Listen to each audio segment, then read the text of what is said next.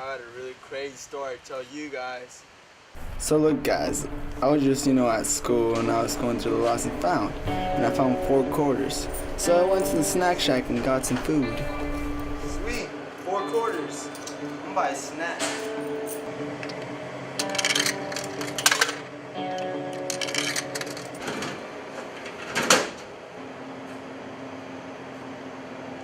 Wow, that's a really interesting story, Brandon.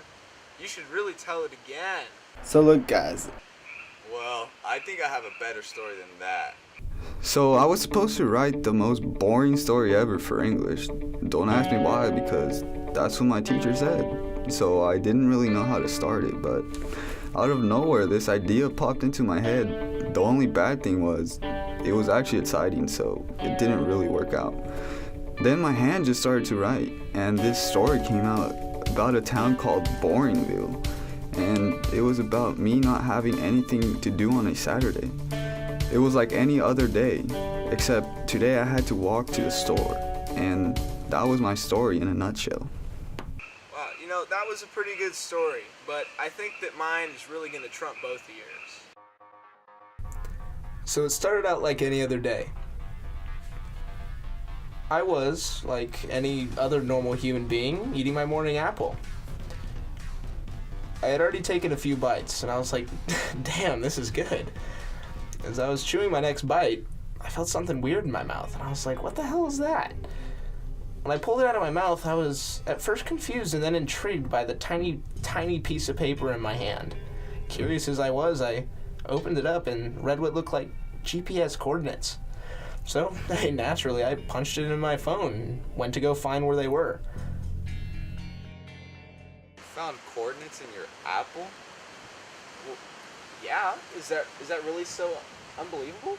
I call BS. Hey, just, you know what? Just let me go. Let me finish my story, alright? Alright. Anyways, I drove straight to the location on my map.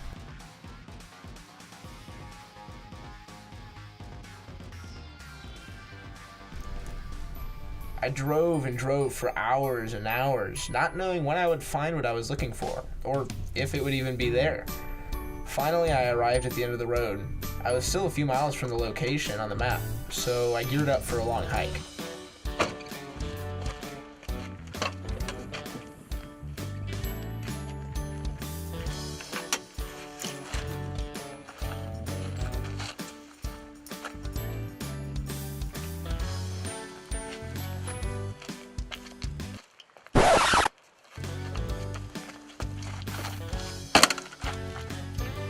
You wasted that much cash to drive there, not knowing if we're gonna find anything? I need to take a piss. Oh. Alright, fine. Anyway, I guess I still got you here to tell my story to, right? I guess so.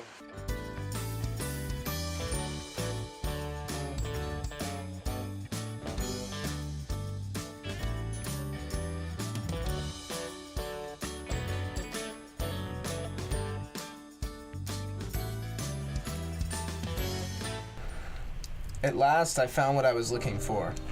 I came upon an old, dirty hut that looked like it had been there for ages, and out of the front door came this dirty, gross-looking old hermitess. That's a female girl hermit, if you didn't know. And she says to me, "So, I guess you got my note, huh?" And I was like, yeah, how'd you even do that?" And she said, magic, duh, which I had already suspected initially. Anyway, she said, "You aren't here for nothing. There's an enchanted gorge over yonder, and there's a huge treasure in it. It's guarded by ninjas, but if you think that you can get past them, it's all yours. Think you can handle it?" And I said, "Yeah, totally." So she put the location on my map, and I went off to go find it. I hiked for like an hour and a half probably, I don't know, it was a really long time. And finally I came upon the gorge. And I definitely knew it when I saw it, because it looked pretty enchanted. I decided to descend the treacherous cliffside to get down to the bottom, and when I got down, all I could think is how the hell I was going to get back up, because honestly, it was like crazy steep. I'd only taken a few steps, and honestly, I was like, okay, what's going on? Where's this ninja that this chick was talking about? And all of a sudden, jumps off a rock, this full black belt ninja. He was a tough-looking guy. Young but rugged, you know? Kind of cute at the same time, I don't know. Anyway, he looked deep into my soul, and he said, "I know what you seek, but you must first defeat me to unveil its location." So I said, okay, bring it on, homeboy. And we fought it out until I essentially beat him over the head with a rock. With his dying breath, he said, "You gotta ask yourself one question. Do I feel lucky? Well, do you, punk?" Gave me a riddle that went something like this. Upon the rock it sits. But that was all I heard, because honestly, I was good enough to find the treasure by myself. I didn't even need his riddle. About 20 yards away, sitting on top of a rock, was a box. I went straight over to it. It was a bit of a climb to get to it, just because it was, you know, up high and I had to go up it. But being as athletic as I am, I got up no problem. I broke the lock open on it with my bare hands, because it was a pretty old-looking lock, all rusted out and not really in good shape anymore, so I just snapped it straight off. When I opened it up, I was like, okay, where's this treasure? There was nothing in it but a piece of paper sitting at the bottom. I was like, oh geez, not more clues.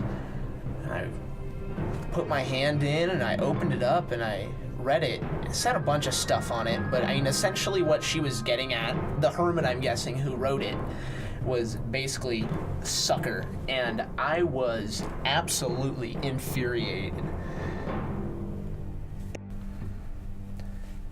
I was so absolutely filled with rage after having been tricked. I mean, I wasted a whole day. So I ran straight back up that hill, even though it was about as steep as a spherical cylinder. And I went straight back up to where I had found the hermit. I swear, I ran back over that hour-and-a-half hike in like 20 minutes. But when I got back to where the hermit was, or had been, I guess I should say now, it looked like nobody had been there for years. So then, after that, I just kind of gave up. I mean, I was just so beat. I mean, like I said, I had spent a whole day looking for this thing, something that was never going to be there in the first place. And I guess after that, I just came back over to here, and now I'm here with you guys. Wait, where's Brandon at? He went to go take a leak like 30 minutes ago, for real. I wonder if he's okay.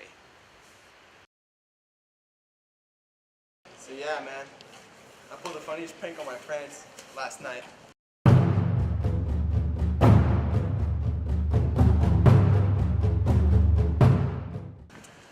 Then I had to go take a piss.